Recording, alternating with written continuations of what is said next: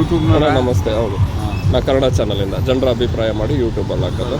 ಈಗ D K Shivakumar ಜನಗಳಿಗೆಲ್ಲ ಅನುಕೂಲ, ಜನಗಳಿಗೆಲ್ಲ ಅನುಕೂಲ ಅದು ಮಾಡಬೇಕಾಗಿರೋದು. ಈಗ ನಾವು ಈಗಾಗಲೇ ಪ್ರಧಾನಿ ನರೇಂದ್ರ ಮೋದಿ ಅವ್ರಿಗೂ ಅದನ್ನು ಗಮನಕ್ಕೆ ತಂದೀವಿ, ಅವಕಾಶ ಮಾಡಿಕೊಡಿ. ಈಗ ವಿಜಯ್ ಅಡ್ಗಾಲ ಆಗ್ತಾವನೆ, ಯಾರು ತಮಿಳುನಾಡು ಮುಖ್ಯಮಂತ್ರಿ ಸರಿ ಅಂತ ಅವ್ರ ಕಡೆ ಹೇಳಿ ಅವರು ನಾವು ಕೊಡೋಕೆ ಅವಕಾಶ ಇಲ್ಲ ಅಂತ.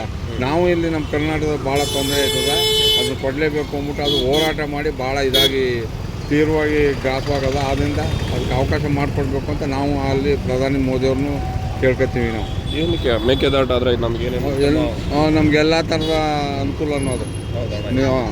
ಏನೇನು ಲೈಕ್ ನಮಗೆ ಅನುಕೂಲ ಇರುತ್ತೆ? ನೀರಿನದಾಯ್ತದೆ, ಬೆಳೆಗಳಿಗೆಲ್ಲಕ್ಕೂ ಅನುಕೂಲ. ಆ ಉದ್ದೇಶದಿಂದ ಸರ್ ಈಗ ಅದು ಅವರು ಒಂದು ಬೃಹತ್ ಹೋರಾಟ ಮಾಡಿದ್ದು ಡಿ ಕೆ ಶಿವಕುಮಾರ್. ಇದು ಮಾಡಬೇಕು ಶತಕತಾಯವಾದರು ಅಂತ ಮಾಡಿದ್ದಾರೆ. ರೈತರ ಒಳ್ಳೆ ಬೆಳವಣಿಗೆ ಅದು. ಈಗ ಅವ್ರ ಅಡ್ಮಿನಿಸ್ಟ್ರೇಟಿವ್ ಸರಿಯೇ. ಈಗ ನೋಡಿ ಎಲ್ಲ ಹೋಯ್ತಾ ಇತ್ತು ದುಡ್ಡು. ಏನು ಗೃಹಲಕ್ಷ್ಮಿ ಇರ್ಬೋದು, ಇದಿರ್ಬೋದು, 10 ತಗೋದು ನೋಡಿ ಎಲ್ಲಕ್ಕೂ ಬ್ರೇಕ್ ಹಾಕ್ಕೊಂಬಂತಾರೆ ಅಂತ ಆಡಳಿತ ಒಪ್ಕೋತೀವಿ. ನಾವು ಒಬ್ಬ ಹೋರಾಟಗಾರರು, ಯಾರು ನಾವು ರೈತ ಸಂಘದಲ್ಲಿ. ಆದರೆ ಅಡ್ಮಿನಿಸ್ಟ್ರೇಟಿವ್ ನನಗೆ ಒಪ್ಪಂದ ಯಾರು ಡಿ ಕೆ ಶಿವಕುಮಾರ್ ಓಕೆ. ಹೌದಾ? ಜೆ ಡಿ ಎಸ್ ಇದ್ದರೆ ಚೆನ್ನಾಗಿರ್ತಿತ್ತು. ಡಿ ಕೆ ಶಿವಕುಮಾರ್ ಇವತ್ತಿನ ಆಡಳಿತ ಸರಿ. ಎಲ್ಲಕ್ಕಿಂತ ಗ್ರೇಟ್ ಅಂದರೆ ಕುಮಾರಸ್ವಾಮಿ.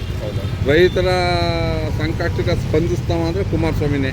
ಅವರಿಗೆ ಚಾನ್ಸ್ ಕೊಟ್ಟಿದ್ರೆ ಬೇಗ ಅವತ್ತೇ ಕೊಟ್ಟಿದ್ರೆ ಆಗ ಇವರೇ ವಿರೋಧವಲ್ಲ. ಈಗ ಯಾರು ಮಾಡಬೇಕು ಅಂತ ಹೋಗಿರೋರೇ ಅವತ್ತು ವಿರೋಧ, ಪರ ವಿರೋಧವಾಯಿತು. ಈಗಲೂ ಕುಮಾರಸ್ವಾಮಿ ಅವರು ನೆಕ್ಸ್ಟು 100ಕ್ಕೆ 100 CM. ಯಾಕೆ ಅಂತಂದರೆ JDS BJP ಹೊಂದಾಣಿಕೆ ಐತೆ. ಇವ್ರದ್ದು ಎಲ್ಲ ಇವರು ಆಮೇಶ ತೋರಿದ್ರು. ಯಾವುದೋ ಗೃಹಲಕ್ಷ್ಮಿ ಶಕ್ತಿ ಯೋಜನೆಯನ್ನು ತೋರ್ಬಿಟ್ಟು ಹೆಂಗಸರು ನೋಡಿದ್ರೆ ಓಟ್ ಹಾಕ್ಬಿಟ್ಟು ಅಧಿಕಾರಕ್ಕೆ ಬಂದ್ಬಿಟ್ಟಾರೆ.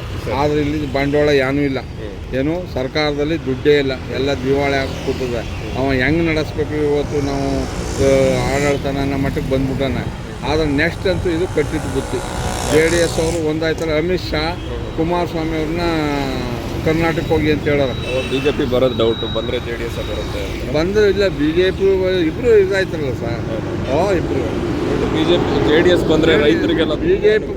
BJP JDS ಮೈತ್ರಿ ಆಗಿಯೇ ಕುಮಾರಸ್ವಾಮಿ ಮುಖ್ಯಮಂತ್ರಿ ಆಗೋದು. ಇನ್ನೇನು ಇವು ದಳ ಒಂದೇ ಬರೋಲ್ಲ.